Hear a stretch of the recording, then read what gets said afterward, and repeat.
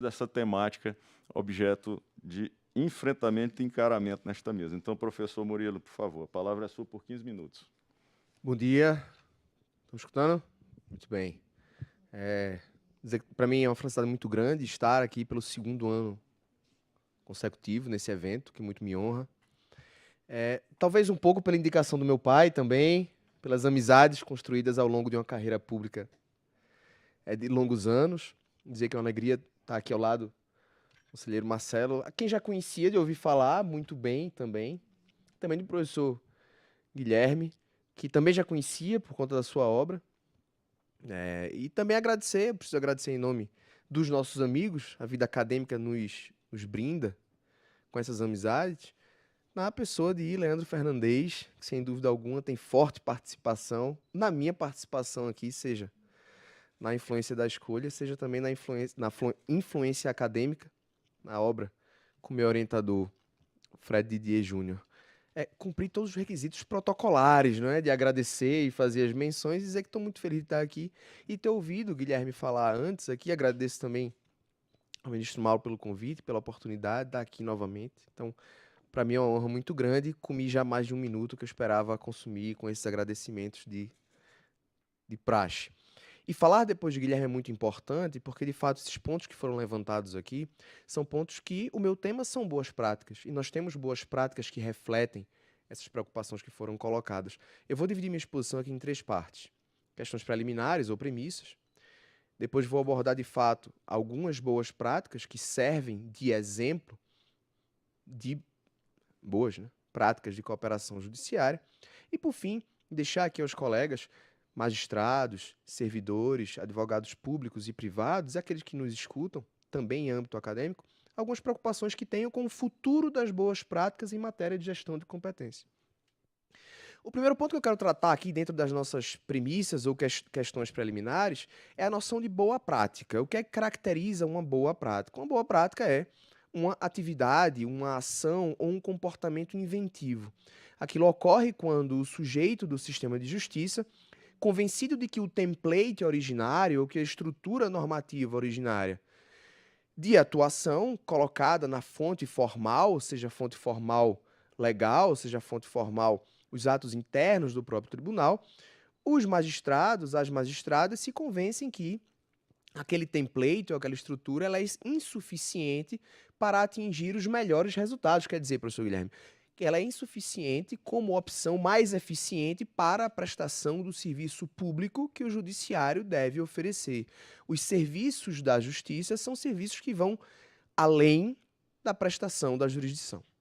Então, diante do caso concreto, diante das opções colocadas pelo template, eu gosto muito desse termo, do template originário, para o caso concreto se identifica que o deslocamento da força de trabalho, o deslocamento do serviço para uma estrutura distinta, tornaria a prestação do serviço de justiça mais eficiente.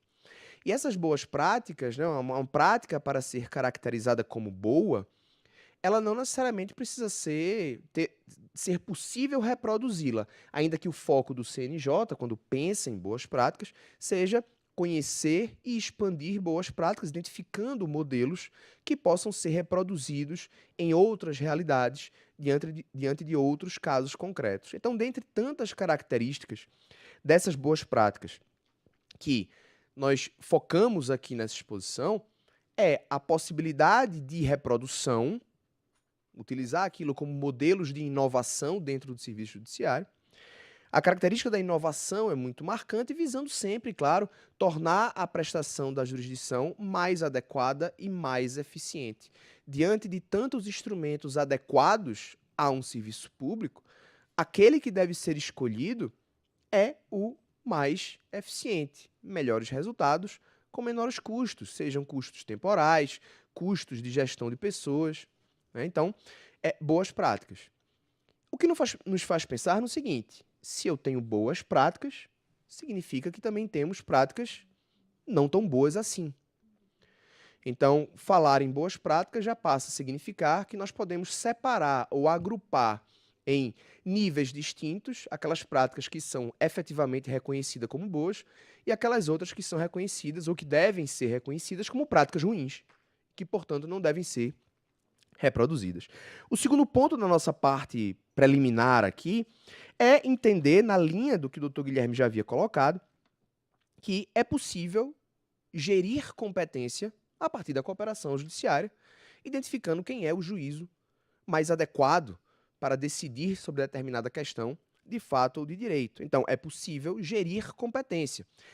Se nós formos, eu insisto muito nisso sempre que eu falo sobre esse tema, se nós formos ler o Código de Processo Civil na matéria relativa à competência, a gente vai ver que muito pouco ou quase nada foi alterado no texto do código se comparado aos códigos anteriores. Só que nós temos agora os artigos 67 a 69. E os artigos 67 a 69, quando fala da cooperação para a prática de qualquer ato processual, reunião de processos, centralização de processos, facilitação para a realização de atos constritivos em execuções. Então, gestão de processos falimentares e recuperacionais, processos concursais em gênero. Vejam, a previsão do 67 ao 69, reforçada pela Resolução 350, demonstram que a norma que nós extraímos do texto do Código sobre competência é norma diferente daquilo que se extraía, talvez, do mesmo texto do CPC de 73, que não nos trazia esse novo instrumental, essa nova ferramenta. Nós temos que compreender isso. A cooperação judiciária para a gestão de competência, ela é uma ferramenta. E como o Dr. Guilherme já bem adiantou aqui, não é lá uma grande novidade. Nós temos os mutirões, nós temos as centrais de agilização processual, nós temos os juízes que atuam em auxílio nos tribunais, nós temos as forças-tarefa. Recentemente, na 4ª Região, foi mencionada essa iniciativa de criar um juízo de centralização para a gestão de execuções fiscais suspensas e arquivadas, inclusive com transferência de competência decisória. Transfere-se competência para decidir no processo. Então, a ideia de gestão de competência, ela não pode ser considerada como algo estranho à nossa realidade. A nossa ordem jurídica já convive com gestão de competência interna, deslocamento de demandas afetadas a IRDR, a IAC ou IAC, né, como se diz, dentro do próprio tribunal. Você desloca a competência para julgar, você quebra a prevenção, como o Dr. Guilherme já havia adiantado. Então, essas são as duas nossas premissas. O que são boas práticas, e se há boas práticas, há práticas ruins também, e que a gestão de competência já é uma realidade na nossa ordem jurídica. Não é de se estranhar que a gente fala de deslocamento de competência. E aí, já atrasado, mas prometendo manter no tempo, vou falar de boas práticas que já existem. E eu me valho aqui da Carta de Brasília. A Carta de Brasília de 2023, o documento que é resultado do Fórum Permanente de Processualistas Civis, que cuida não só de enunciados doutrinários, mas de glosar boas práticas. Para aqueles que não conhecem, eu indico a leitura da Carta de Brasília, documento que me valho aqui para refletir boas práticas. Dentro das boas práticas, o que a gente pode perceber é que a grande maioria delas diz respeito à instrução processual, a identificação de gargalos sobre questões de fato. Quer dizer, o nosso sistema de precedentes, consagrado no CPC de 2015, ele lida muito bem e ele oferece excelentes ferramentas para lidar com dispersão sobre direito. O IRDR, o IAC. Então, nós temos excelentes instrumentos para a formação de precedentes vinculantes, no âmbito dos tribunais, não apenas dos tribunais superiores, para evitar a dispersão jurisprudencial. Só que o nosso sistema, ele nos deixou, aparentemente, uma aparente lacuna para a gestão, para o problema da dispersão de fato. Porque muitos fatos, foi falado aqui ontem, a respeito dos processos estruturais, muitas questões de fato, é possível que em processos distintos, fatos sejam acertados de maneira distinta.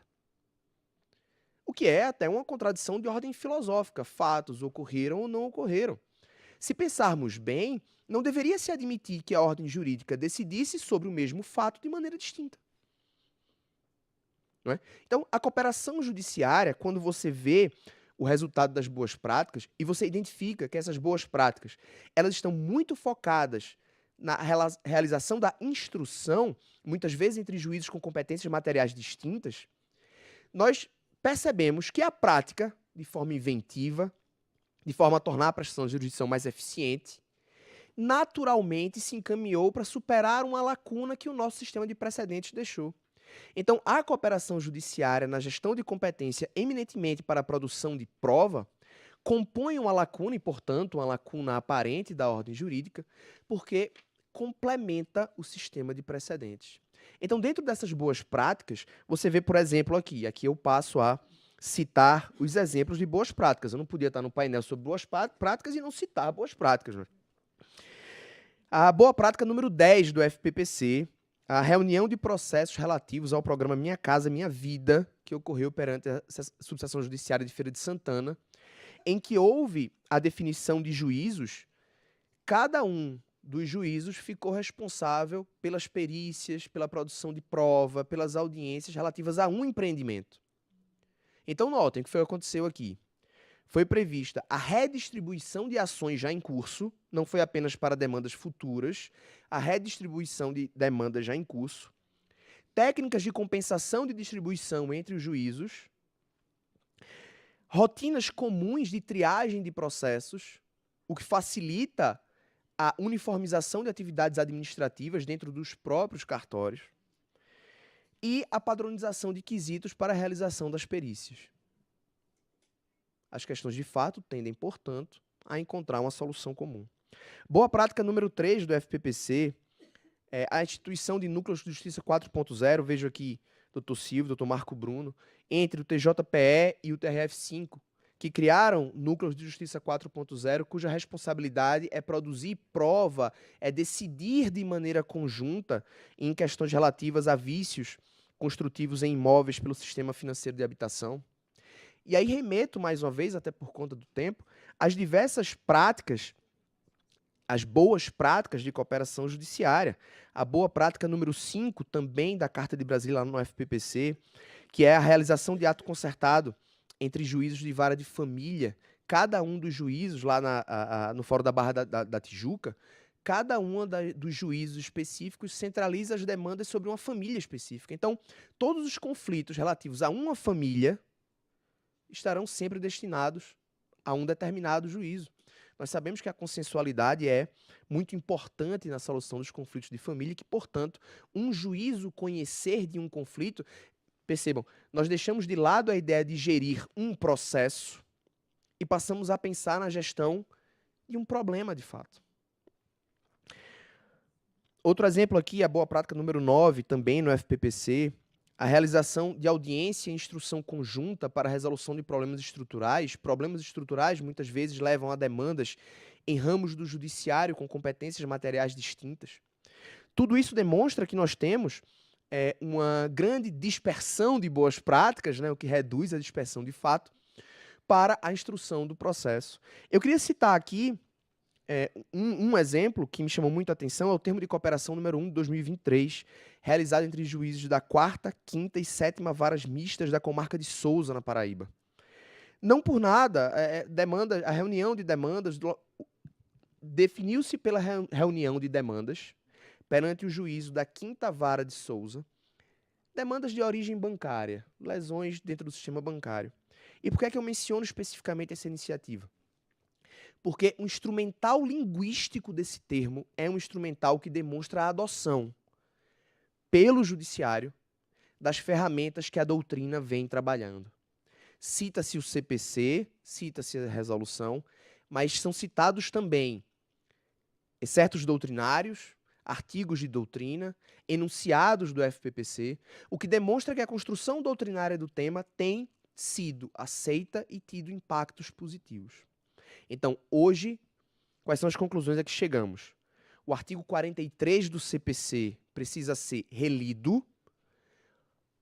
O regime da competência, a partir da cooperação judiciária, não pode ter a mesma leitura que se tinha sob a égide do Código 73. A gestão de competência via cooperação serve para superar problemas sobre dispersão de fato que nós não tínhamos. E a terceira e última conclusão é: estamos muito mais adiante do que estávamos ano passado, mas podemos ir muito mais além, porque a cooperação judiciária ela serve para solução e gestão de competência em muitas outras questões. Eu, particularmente, defendo a alteração de competência via cooperação judiciária, inclusive competência absoluta. Já escrevi sobre isso, não é um objeto, mas defendo. Uma preocupação, para encerrar aqui em 10 segundos, uma preocupação. Os tribunais precisam perceber que competência é distribuição de tarefa, competência é legitimidade. Então, quando um tribunal firma um ato de cooperação com outros tribunais, é preciso que os juízos de primeiro grau, monocráticos, participem dessa emissão volitiva, participem dessa convenção. Porque os tribunais não, ao que me parece, seria um exemplo de uma prática ruim, ou uma prática não indicada, que os tribunais tratem da disposição de competência dos juízes de primeiro grau. É importante inserir os juízes de primeiro grau, valorizando a sua atividade e as suas respectivas competências, também dentro da gestão de competência desses institutos. Tinha muito mais para falar, eu sempre passo do tempo, devo ter passado aí alguns segundos. Devolvo a palavra agradecendo mais uma vez, me colocando à disposição de todos. Muito obrigado, de verdade, estou muito feliz de estar aqui hoje.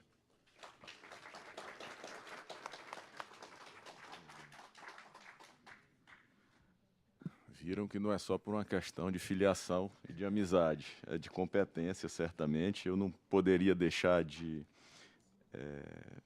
mencionar, antes de encerrar este painel, a presença da doutora Trícia Navarro, queridíssima professora, orientadora de tantos aqui, Brasil afora, a minha ilustre conterrânea, ministra Adelaide, né, que também se colocou à disposição de colaborar com os trabalhos realizados nesta manhã. E digo conterrânea porque o conselheiro